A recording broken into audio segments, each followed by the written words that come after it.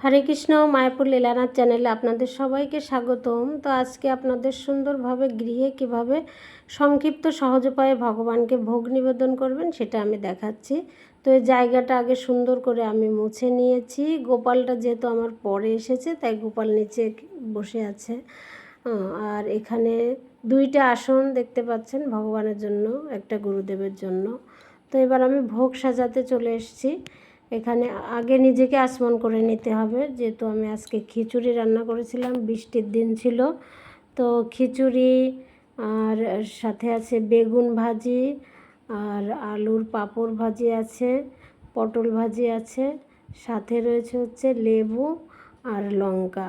খিচুড়িটা একটু শুকনো শুকনো ভুনা খিচুড়ি ভগবানকে দিয়েছি। ভগবানের খিচুড়ি, গোপালের খিচুড়ি পছন্দ। তো এইভাবে সুন্দর করে ভোগটা থালাতে সাজিয়ে নিতে হবে। ঘিটা অবশ্যই দিতে হবে। আমি খিচুড়িতে ঘি দিয়েছি, এজন্য আলাদা ঘি দিলাম না। তো এখানে দুইটা আসন দিয়েছি, আসনে ফুল দিবেন। আর এভাবে আসনটা সকলে সাজানোর চেষ্টা করবেন। নিচে গুরুদেবের চিত্রপট থাকবে, তার একটু উপরে গুরু পরম্পরা, তার উপরে জগন্নাথ, বলদেব, সুভদ্রা, পঞ্চতত্ত্ব, নৃসিংহদেব এবং সবার উপরে থাকছে রাধা মাধব, অষ্টসখী। তো এভাবে জায়গাটা মুছে শুদ্ধি করে এবার আমি ভোগ নিয়ে এসেছি এখানে। তো ভগবানের ভোগটা এবার আমাকে প্রথমত শুদ্ধি করতে হবে। তো শুদ্ধি করার আগে আমি যেহেতু ভোগ নিয়ে এসেছি, এখানে ভগবান এবং গুরুদেবকে আহ্বান করছি। জাস্ট এভাবে তাদেরকে আসন গ্রহণ করার জন্য আহ্বান করতে হবে। আর এরপরে হচ্ছে তাদেরকে হাত মুখ ধোয়াতে হবে।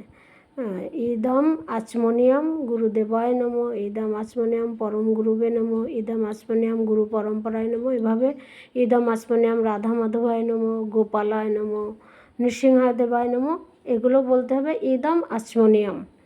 তাদেরকে হাত মুখ ধোয়ানো হয়ে গেল, আচমন করানো হয়ে গেল। এবার কিন্তু ভোগটা শুদ্ধি করতে হবে।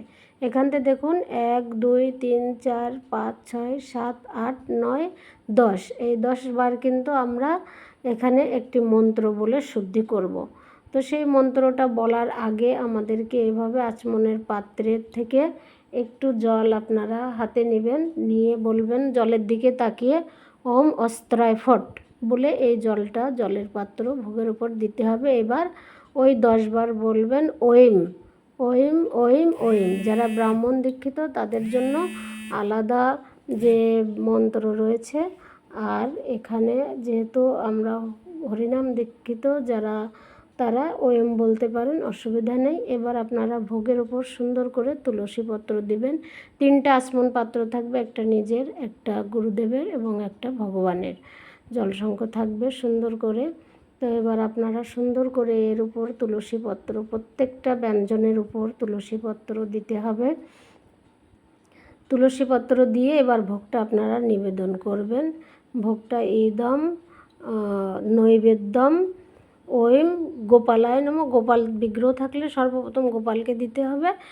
ইদম নৈবেদ্যম ওম গোপালায় নমঃ, ইদম নৈবেদ্যম ওম রাধা মাধবায় নমঃ, পঞ্চতত্ত্বায় নমঃ, নৃসিংহদেবায় নমঃ। এভাবে কিন্তু স্মরণ আমাদের করতে হবে যে আমরা প্রথমত এইটা গুরুদেবের কাছে দিচ্ছি এবং তিনি গুরু পরম্পরার কাছে দিচ্ছেন। গুরু পরম্পরা তারা স্বর্গস্বামী। এইভাবে কিন্তু ক্রমান্বয়ে রাধারানীর কাছে এই ভোগটা পৌঁছাচ্ছে এবং রাধারানী সবাইকে নিবেদন করছে। সেই মানসিকতা নিয়ে আমাদের কিন্তু এই ভোগটা নিবেদন করতে হবে। তারপরে ইদম নৈবেদ্যমের পরে ইদম পানীয়াম, অর্থাৎ জলটা দিতে হবে। ইদম পানীয়াম গোপালায় নমঃ, ইদম পানীয়াম রাধা মাধবায় নমঃ। এটা আর এটা আপনি আচমন পাত্রের যে জল, সেখান থেকে একটু জল তুলসী মিশ্রিত করে জলসংখ্যে দিয়ে ইদম ওম ওম রাধা মাধবায় নমঃ বলে আপনি জলের উপর দিতে পারেন, সমস্ত ব্যঞ্জনাদির উপরে দিতে পারবেন। ঠিক আছে? তো এইভাবে আপনারা এই সুন্দরভাবে এই ভোগটা নিবেদন করবেন। সবাইকে প্রার্থনা করবেন যেন তারা ভোগ গ্রহণ করে। ঠিক আছে?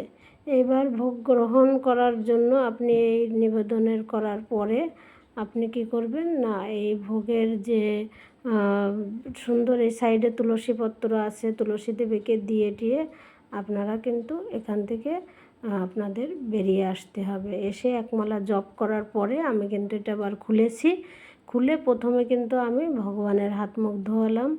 হ্যাঁ, ভোগ নিবেদনের সময় আগে আচমন হবে গুরুদেবের এবং ভোগ নিবেদনের পরে আচমন হবে আগে রাধা মাধবের। আগে রাধা মাধবের আচমন করালাম, হ্যাঁ, তারপরে জগন্নাথ বলদেব সুভদ্রা পঞ্চতত্ত্ব সবাইকে আচমন করিয়ে কিন্তু আমি মুখ মোছালাম সবাইকে। এখানে কোনো আচমনের ক্ষেত্রে আবার ইদম আচমনিয়াম বলতে পারেন, মুখ মোছানোর কোনো নিয়ম নেই। তারপরে কিন্তু আমি এই যে মহাপ্রসাদটা গুরুদেব এবং ভগবানকে দিচ্ছি। হরে